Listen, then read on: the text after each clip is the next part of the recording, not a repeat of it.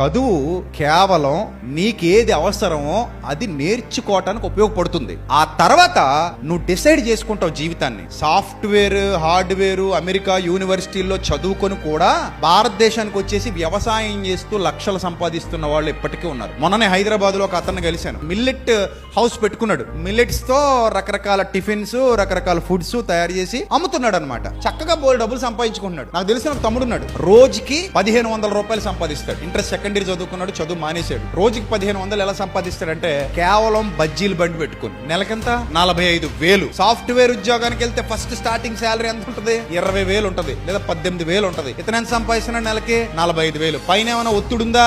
లేదు. నువ్వు ఈ ప్రాజెక్ట్ ఈ టైంకి పూర్తి చేయకపోతే మామూలుగా ఉండదు అబ్బాయి అని రాత్రంతా నైట్ అవుట్ చేయించి మరీ ఆఫీసులో కూర్చోబెట్టుకుని లేదా వర్క్ ఫ్రం హోమ్ చేయించి అతను పిండేసే వాళ్ళు ఎవరైనా ఉన్నారా? లేరు. అంత ఎందుకంటే కోటిపల్లి బస్ స్టాండ్ లో ఒక ఫ్రూట్ జ్యూస్ ఉంటది. మీకు ఆ విషయం చెప్పనా? ఎవరికి తెలియని రహస్యం చెప్పనా? రోజుకి 1,00,000 రూపాయలు తక్కువ ఉండదు కౌంటర్. సమ్మర్ వచ్చిందంటే మామూలుగా ఉండదు కౌంటర్. చూడడానికి ఎలా కనబడతాడు? జ్యూసులు కొట్టుకునేవాడండి. ఏం చేస్తాడండి అల్లుడు గారు? జ్యూసులు అమ్ముకుంటాడండి. మరి మీ అల్లుడు గారు ఏం చేస్తారండి? మా అల్లుడు గారు సాఫ్ట్వేర్ అండి. నెలకెంతండి? 20,000 అండి. సో ఎప్పుడు కూడా ఒక వ్యక్తిని ఆదాయాన్ని బట్టో లేదా చదువును బట్టో తక్కువ అంచనా వేయకండి. మనిషి ఎదగడానికి వాళ్ళు ఏం చేస్తున్నారనేది ముఖ్యం కాదు, ఎంత చదువు ఉంది, ఎంత జ్ఞానం ఉంది అనేది ముఖ్యం.